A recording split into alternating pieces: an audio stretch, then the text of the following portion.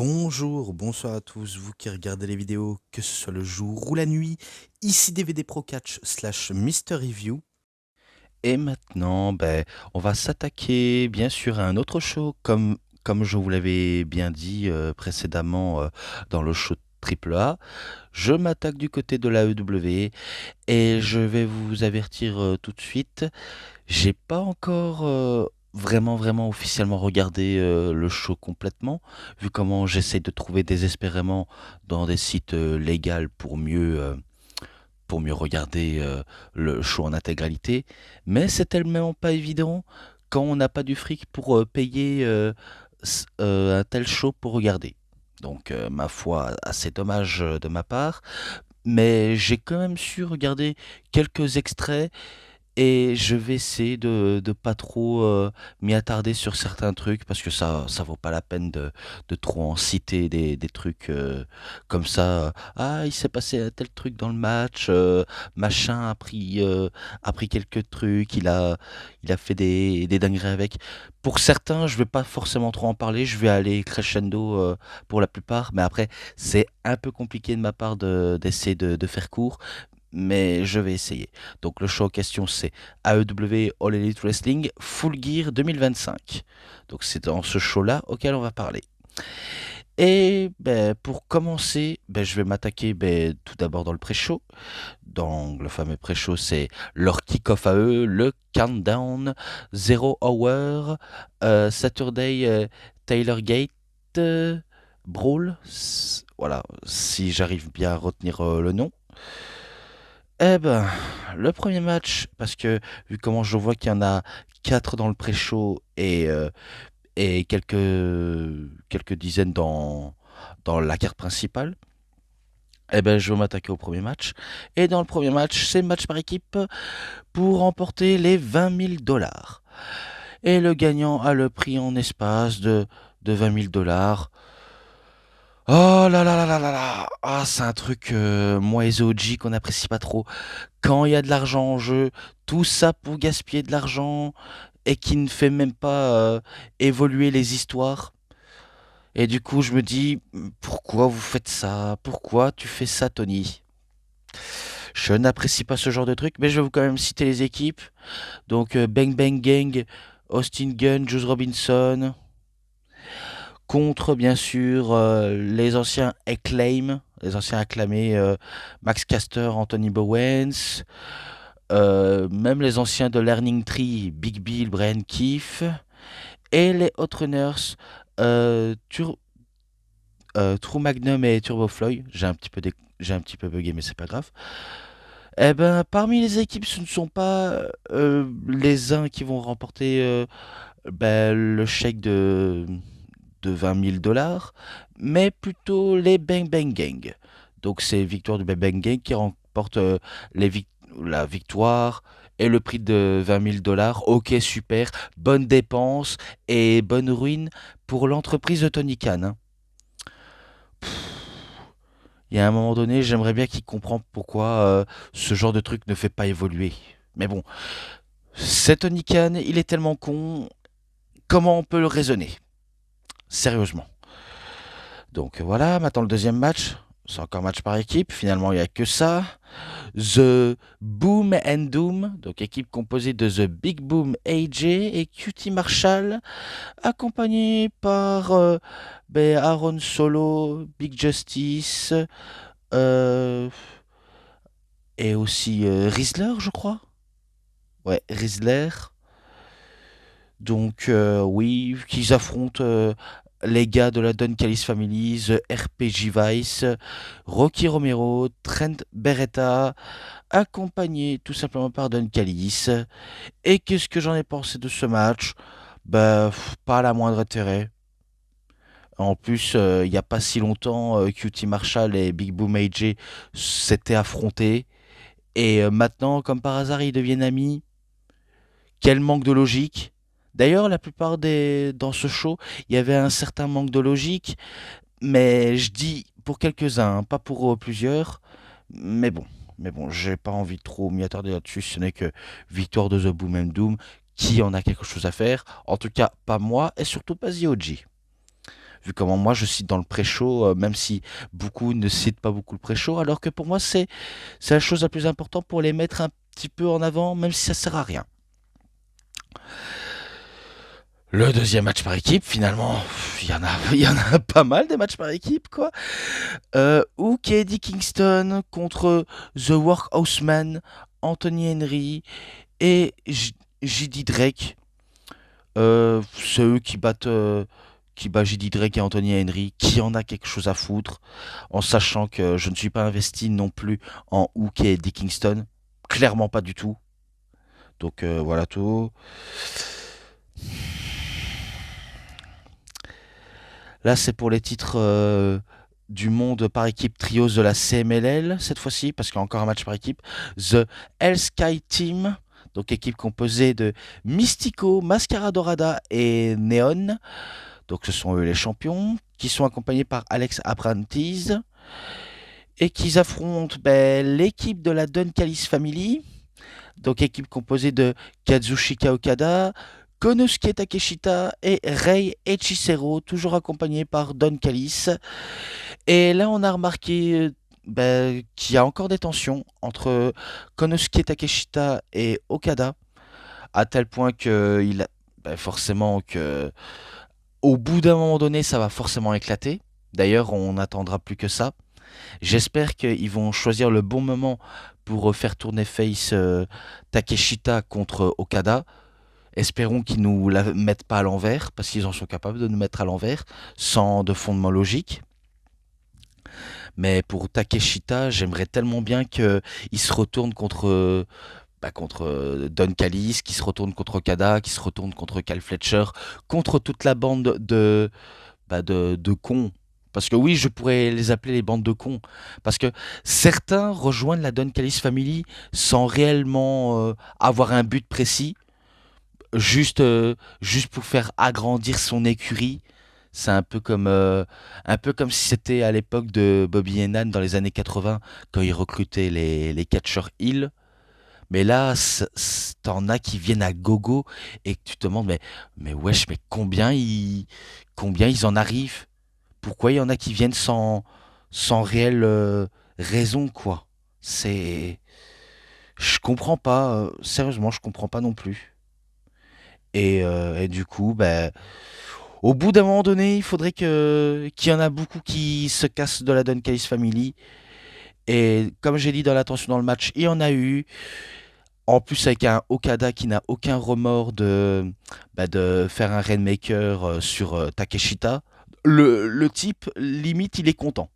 Il est content. Donc, en gros, à chaque moment de tentative, il le fait exprès pour provoquer la colère de un de ses partenaires. Et d'ailleurs, ça va mener à leur perte. À mon avis, même si le match n'a pas réellement de build-up, parce qu'il n'y en a pas eu de build-up, c'est juste un match qu'on te fout comme ça gratuitement, comme les autres matchs d'ailleurs, pour montrer à quel point il y a de la tension et que ça va forcément arriver. Donc même si Don Callis a essayé de régler les tensions entre Okada et Takeshita, c'est loin d'être fini. C'est loin d'être fini et on attend toujours l'éclosion de Konosuke pour trahir son clan, quoi. Donc on attend toujours. Donc vous avez bien compris, c'est victoire de The Hell Sky Team, avec, si je dis pas de bêtises, Mystico qui effectue sa Mystica sur Rei Hechicero, à mon avis. Donc voilà tout. Enfin, maintenant dans la carte principale que je vais commencer à avancer, match simple entre le bâtard Pac contre Darby Allin. Donc, après que Darby Allin soit débarrassé de Jon Moxley et qu'il a fait le plus dur tout en essayant de se faire tuer et qu'à chaque fois il revient toujours pour se venger, et bien là je pense que il est bien tombé sur une force encore plus forte que, que Jon Moxley. Là on tombe sur Pac. Alors pourquoi? Parce que à chaque reprise, Pac il revient et il essaye à nouveau de tuer Darby, mais Darby, tel, euh, tel un John McClane ou un mort-vivant, il revient toujours au fin fond de l'enfer pour revenir se venger. Et de, et de poursuivre ce qu'il a commencé. Il y a tellement eu trop de trucs, par exemple de l'intervention, limite de l'overbooking. De toute façon, je crois que dans ce début de la carte principale, on a eu ça, et on aura un au niveau de la fin. Donc, même s'il y avait des tas d'éléments à citer, il y a tellement trop d'éléments à citer que j'aimerais tellement venir à l'essentiel, beaucoup même si c'est un peu compliqué. On avait la batte de Sting que Darby a fait son entrée avec, et quand bien sûr Darby a le dos tourné et que Pac va l'utiliser à cause de l'intervention de Wheeler Yuta, Marina Shafir, Daniel Garcia, etc. Bref, faut dire cette équipe des Dive Riders, j'aimerais tellement bien que ça se casse en deux, que ça se casse en mille morceaux au bout d'un moment donné, pour qu'on ne revienne plus là-dessus. Et pourtant, malgré tout cela, eh ben, il se mange un coup de batte de baseball. Et je crois que c'est ce moment-là auquel Pac ressort grandi de ce match en battant Darby le Zarbi. Donc vous avez compris, c'est victoire de Pac. Et je poursuis encore un autre match, et c'est le match numéro 6. Et là, c'est un match à 4 par équipe. Finalement, il n'y a que ça. Mais du côté féminin. Donc l'équipe gagnante choisit une stipulation pour la demi-finale du tournoi inaugural pour les championnats du monde féminin par équipe de la EW. Et la première équipe, eh bien, je vous l'ai cité, The Timeless Love Bombs. Donc équipe composée de The Timeless Tony Storm et de Mina Shirakawa, qui affrontent tout simplement les Babes of Rats, Willow Nightingale, Harley Cameron, contre tout simplement les Sisters of Sins, The Triangle Madness, les triangles de la folie. Mais là, c'est les Sœurs du Destin, Julia Hart, Sky Blue, et pour terminer, Megan Bayne et Marina Shafir, accompagnées par Penelope et Ford. Alors déjà, pourquoi est-ce que Megan Bayne et Marina Shafir font équipe? Bah, tout simplement pour remplacer Penelope Ford, qui s'est entre guillemets, et je dis bien entre guillemets, pété le bras, même si on sait que tout ça est complètement faux et qu'on le voit à des kilomètres, que la gauche a encore bougé son bras droit. Oui, parce que c'est au niveau du bras droit auquel elle s'était fait péter entre guillemets le bras. Donc, ils ont mis Marina Shafir parce qu'on se dit, ok, il lui manque un partenaire.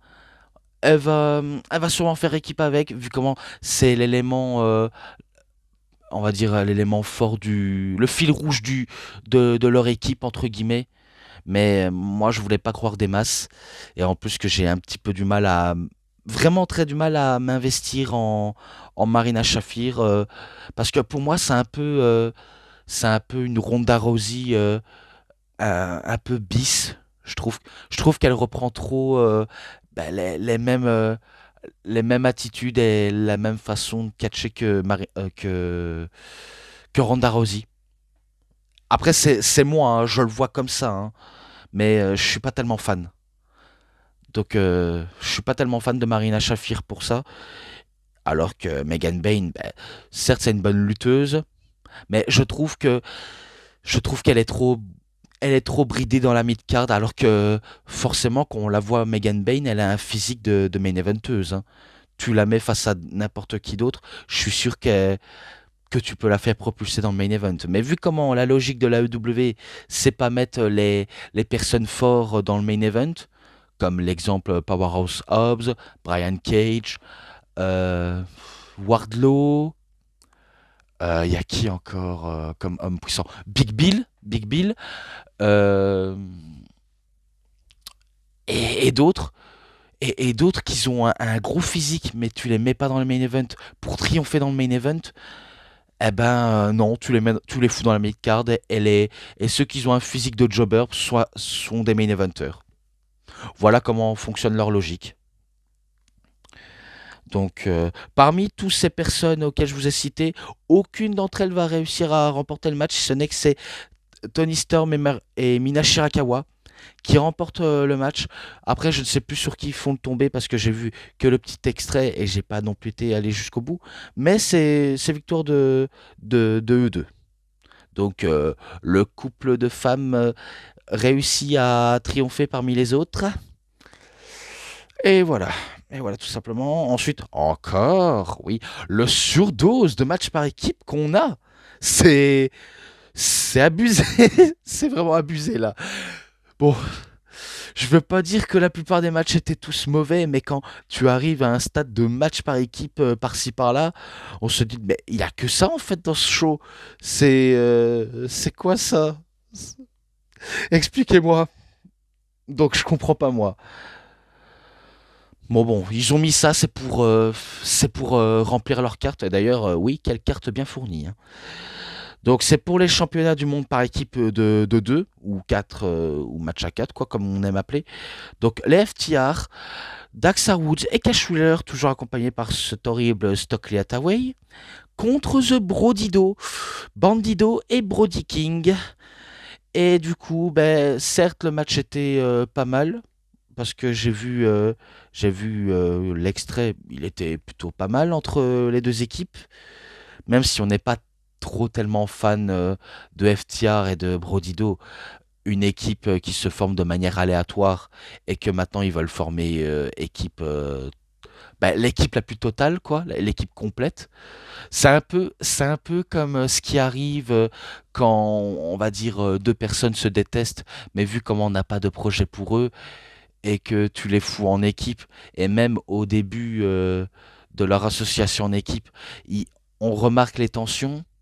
Mais quand au fil du temps ils remportent le titre, là on sent qu'il y a un certain, comment je pourrais dire, complicité qui se crée.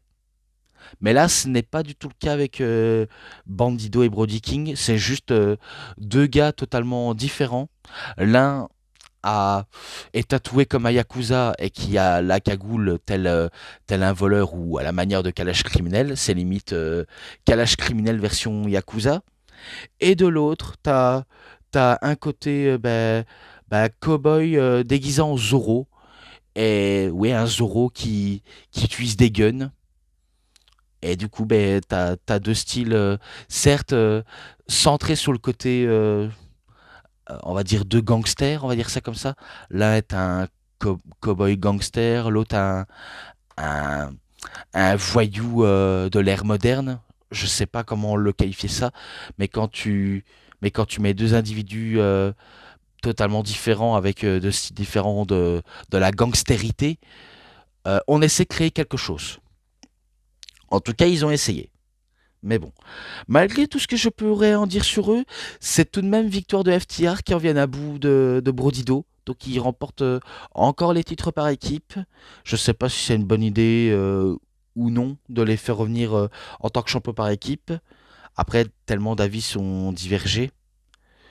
Mais bref. Huitième match et c'est un Casino Gauntlet pour, euh, pour devenir le premier champion national de la AEW. Et quand j'ai vu ça, je me dis, attends, depuis quand le concept champion national a été créé? On nous a pas en parlé encore de ça. Et là, je suis en mode, le surdose de championnat qu'on a, le surdose de titres, ça nous a pas servi avec les titres Ring of Honor qui ont été inclus à la EW. Ça, et ça nous, et ça nous, comment dire, ça nous a pas encore suffi d'avoir encore un titre de plus.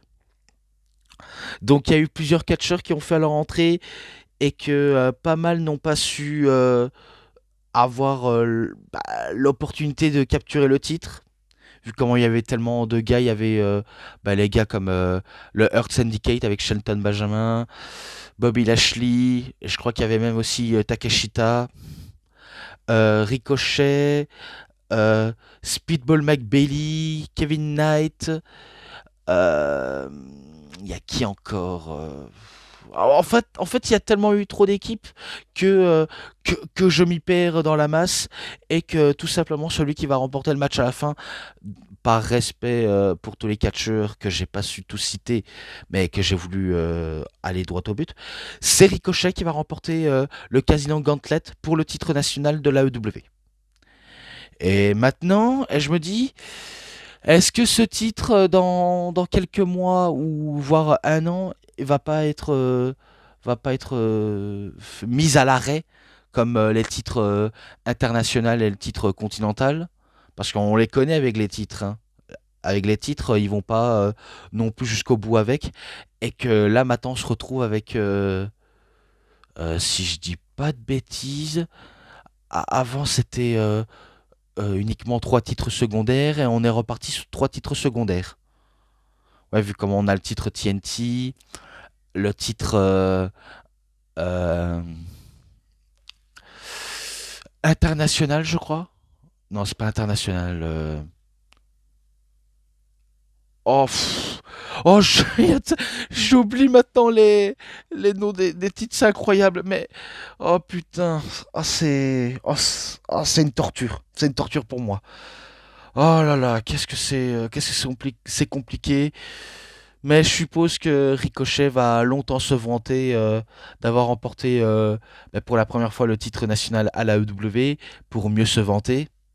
Donc ça respecte bien le personnage. De couillon. Voilà tout.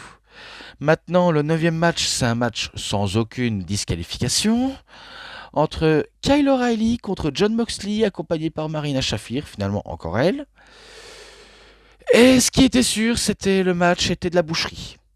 Et d'ailleurs, ce ne sera pas le seul à finir en mode boucherie, vu comment il y en a un deuxième et le troisième au niveau de la fin, auquel je vous le citerai, croyez-moi. Et tout ce qu'il y a eu, c'était de la boucherie, de pur et dur, entre les deux. J'étais un petit peu stupéfait aussi quand Kyle O'Reilly a battu John Moxley lors de la stipulation Blood and Guts, donc l'espèce de War Games qu'ils font même dans un show TV. Pourtant, quand je vois ce show-là, elle a clairement le potentiel d'un pay-per-view quand je vois le concept du Blood and Guts. Mais vu comment l'AEW sont hyper sympas, ne veulent pas du tout mettre cette stipulation dans un pay-per-view pour éviter, entre guillemets, faire de l'ombre à la WWE, ou plutôt essayer de voler la vedette à la WWE, elle préfère de mettre dans un weekly. Et du coup, voilà comment on peut en venir ainsi. Vu comment, je pourrais même vous citer, le match féminin était pas mal.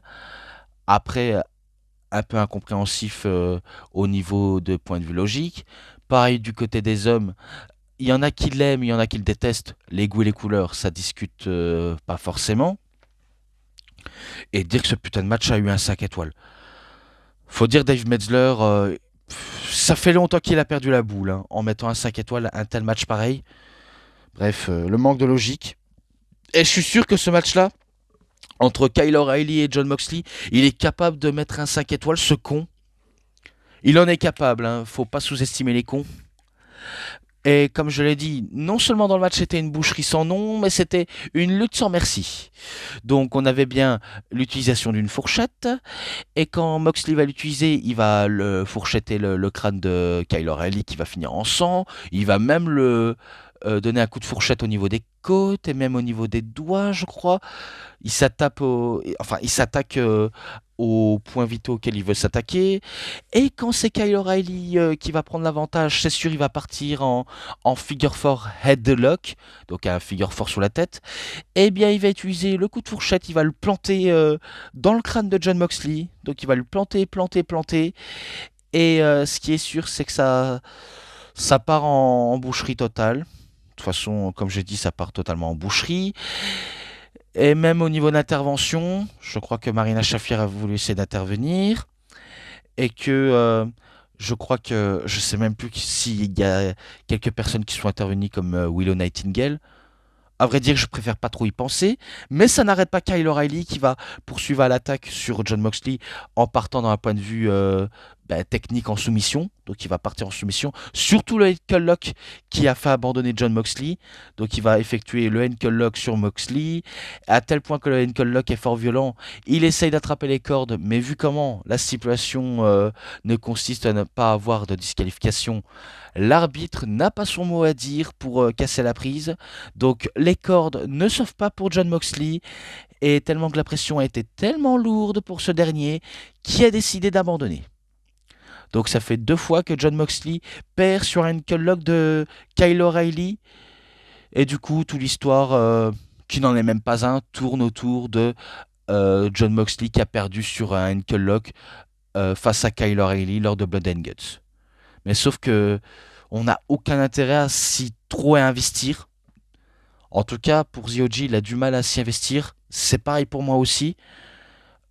Malgré le fait que Kyle O'Reilly c'est un bon catcheur sans être une immense star, il y a un côté auquel je peux apprécier O'Reilly, mais quand tu as des trucs qui n'ont aucun sens, un mec de la conglomération qui réussit à battre un fou dangereux des Death Riders, la logicité, ça se voit que c'est pas leur fort, hein. Et à ce que j'ai peut-être entendu, il est fort possible que suite à cette défaite, Moxley pourrait peut-être se faire éjecter de son propre groupe ou se faire casser la figure. D'ailleurs, je me demande quand ça va arriver, vu comment ça traîne un petit peu en longueur. Normalement, ça faisait déjà longtemps que Moxley mériterait de se faire tabasser par son équipe.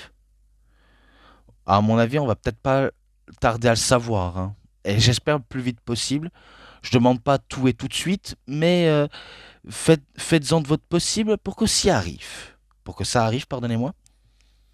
Donc voilà tout. Et pourtant, malgré après le combat, il s'attaque quand même à Kyle O'Reilly et à toute la conglomération, etc. Et pour montrer à quel point il est bien en forme, il prouve à quel point, certes, j'ai été battu, mais qui a été le plus démoli d'entre deux, c'est bel et bien Kyle O'Reilly. Donc je suis encore d'attaque pour poursuivre mon règne de destruction. Voilà tout. Donc voilà tout, même si j'ai dit que c'était victoire de O'Reilly, je passe au 10e match. Et le match numéro 10, c'est encore un match sans aucune disqualification. Et il y a une stipulation aussi dans le contrat du match. Si Briscoe aurait perdu, il aurait été forcé contre son gré à rejoindre la Don Callis Family. Donc voilà, il n'aurait pas le choix de les rejoindre. Pardonnez-moi. Donc bien sûr, c'est pour le titre TNT de la AEW. Mark Briscoe contre Kyle Fletcher.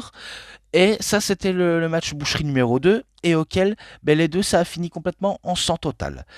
Et en utilisation des objets également. Même si tu as la fameuse grosse force de frappe et les prises destructeurs de Fletcher, ça n'arrête pas pour autant le Kung Fu Pekno qui se fait appeler Mark Briscoe pour, euh, pour parvenir à ses fins en battant, certes, quelqu'un qui est dans la fleur de l'âge, mais qui a une potentielle allure de star. Limite, Fletcher, c'est un Randy Orton version bis, ou version un peu plus jeune, si vous voulez le paradoxe parfait, ou la comparaison. Donc, malgré tout, ça n'arrête pas du tout Mark Briscoe. Peu importe les tentatives d'intervention, peu importe les prises que Fletcher peut lui faire, ça n'arrive pas à faire coucher Mark Briscoe et à le faire perdre le match. Vu comment c'est Briscoe qui va certes le punir sévèrement, Fletcher, notamment en utilisant des Razor's Edge, des tentatives de Jay Driller qui ne passe pas la première fois, mais qui va passer, je crois, la deuxième et troisième fois pour bien enfoncer le clou là où il faut bien placer le clou au niveau de la planche. Et la planche, c'est bien sûr Kel Fletcher. Donc il utilise le Jet Driller, le fameux marteau pilon, le reverse à marteau pilon, quoi. Et que c'est Briscoe qui remporte le titre en battant Kel Fletcher. Donc il ne rejoint pas la Don Callis Family, il est bel et bien champion et qu'il a battu l'un de ses ennemis auquel il a beaucoup plus affronté. En total, je sais pas si on est déjà au 7e, 8e match entre les deux, mais voilà, c'est Briscoe qui remporte la confrontation. Tout simplement, on est content pour lui. Maintenant, le 11e match, et cette fois-ci, c'est un match trio pour 1 million de dollars.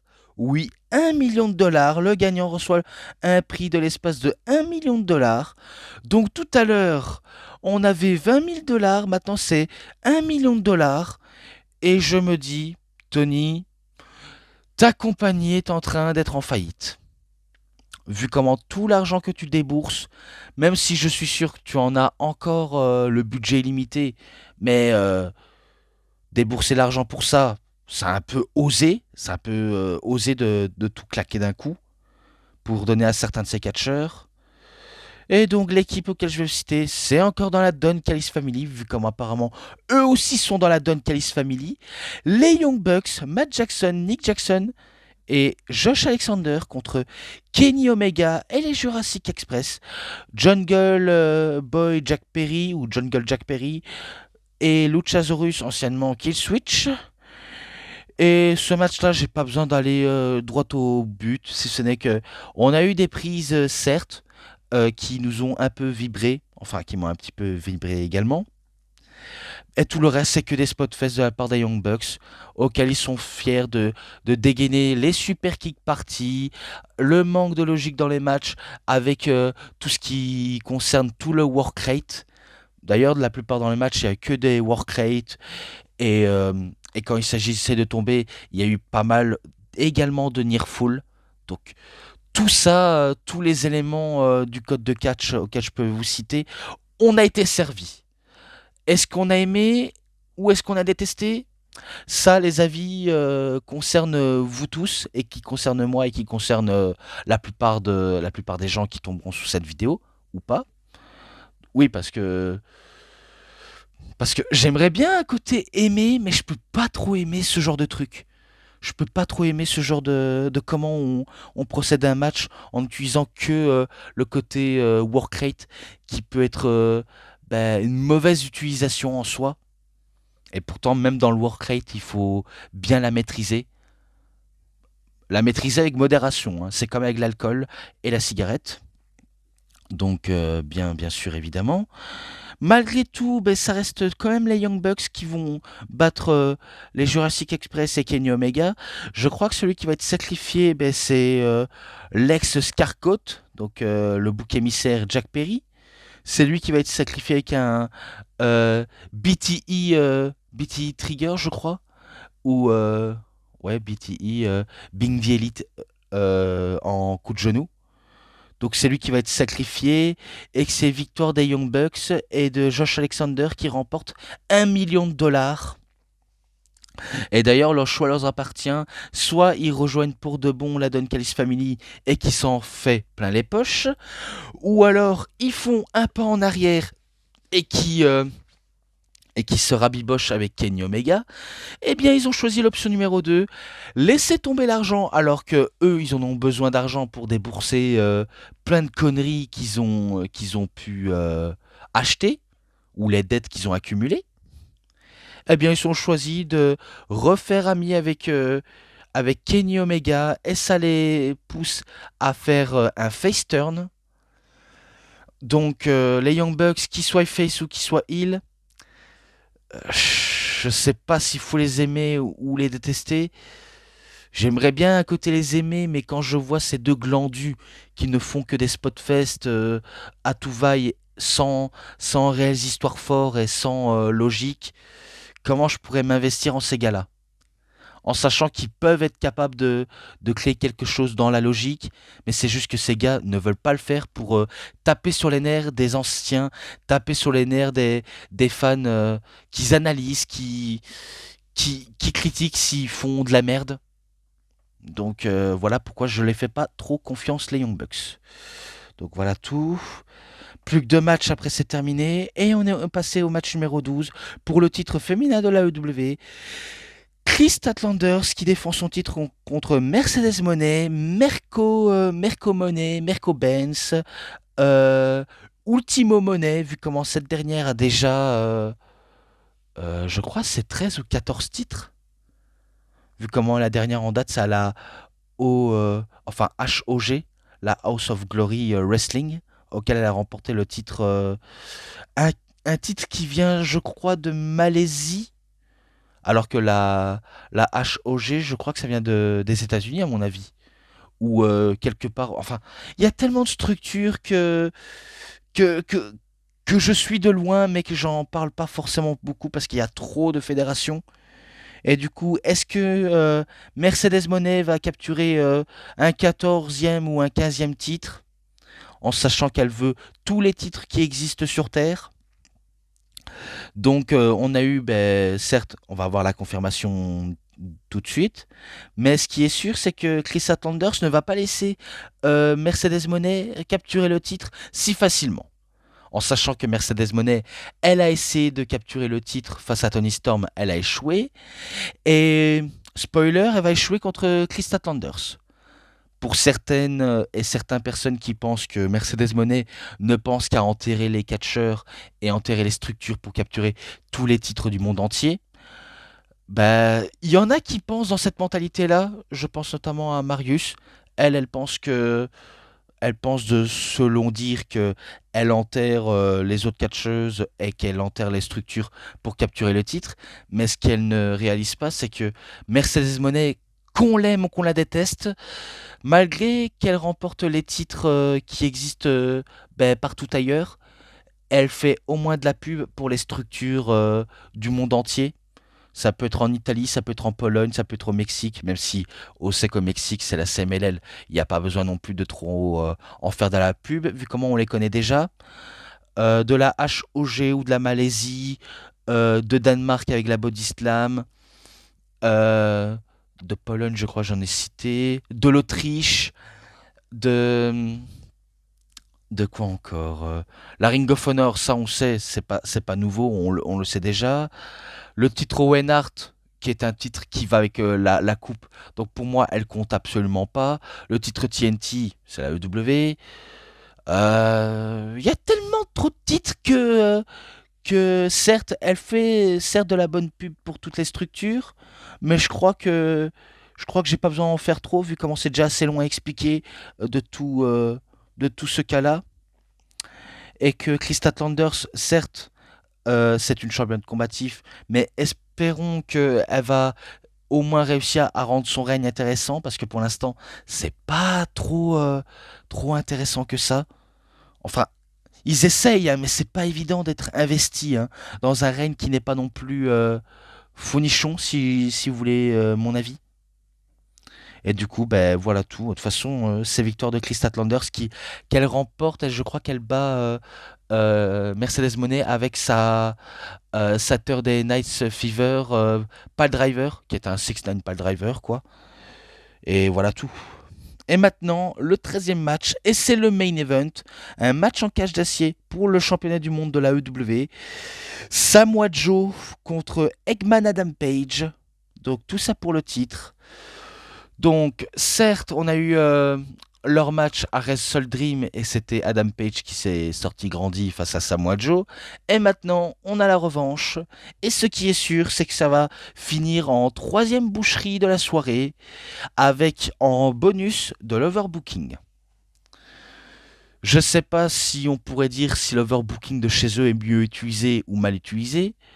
Enfin, ce qui n'est pas du tout le cas de la WWE, vu comment de l'overbooking, on en a à gogo. Et qui est tellement bien abusé que ça en devient ridicule.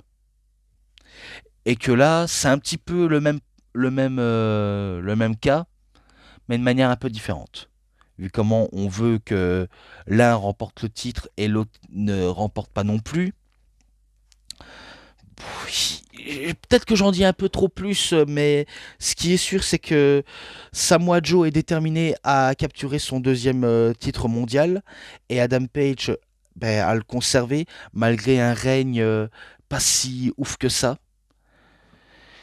Donc on essaye de mieux établir Adam Page, mais c'est pas non plus évident à tel point. En sachant que même si c'est son deuxième règne, il est fort possible que le deuxième règne ne soit pas à la hauteur que le premier. C'est un peu le défaut qu'on remarque. Et ce qui est sûr, c'est que dans le match, non seulement ça a été très sanglant à cause d'un coup de botte que Adam Page a offert à Samoa Joe, donc un fameux gros coup de botte dans la gueule, et puis ben, ça va teaser la cage, l'utilisation de la cage pour faire râper le visage de son adversaire. Euh, tout ce qui concerne autour du match, les interventions que Adam Page doit gérer pour mieux s'en sortir, et que Joe ne va pas laisser l'occasion de Adam Page de respirer. Donc c'est sûr, il veut à tout prix remporter le match. Donc ça finit en coquina clutch, tentative de Dead Eye, de Birdshot Lariat et même de Muscle Buster. Et puis à la toute fin dans le climax, eh bien on a Hook qui arrive, vu comment on nous teasait déjà des tensions entre les deux, des tensions qui n'a ni queue ni tête au passage, en sachant que le gars il s'était auto-éjecté tout seul du clan Ops ou l'opposition, et que cette fois-ci il devient heal et qu'il est rejoint une nouvelle fois. Et là je me dis, où est la logique dans tout ça? Tu t'es éjecté tout seul de l'opposition alors que les gars-là étaient champions trio, tu t'es auto-dégagé pour devenir champion trio. Et que là maintenant le titre trio te revient de droit comme ça, normal.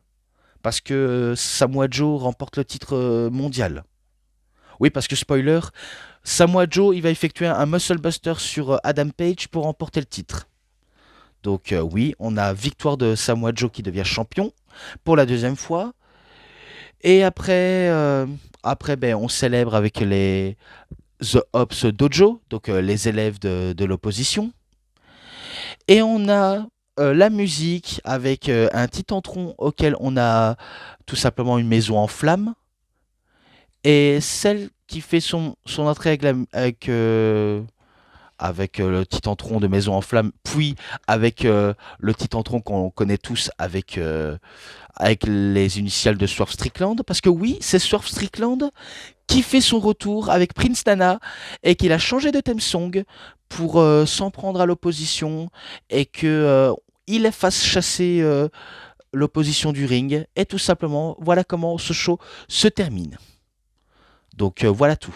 Ça se termine comme ça. Je pense que je n'ai pas besoin de trop en dire, si ce n'est que voilà comment se termine le show Full Gear. Et moi, je vais passer directement à la conclusion. Merci bien à tous. Voilà, c'est tout pour cette vidéo de review.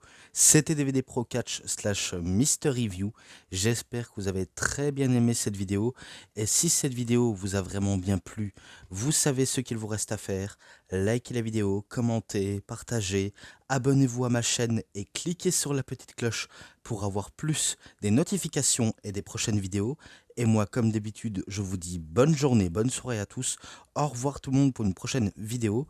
A plus à tous les fans de catch. Allez, bye bye tout le monde. Salut tout le monde.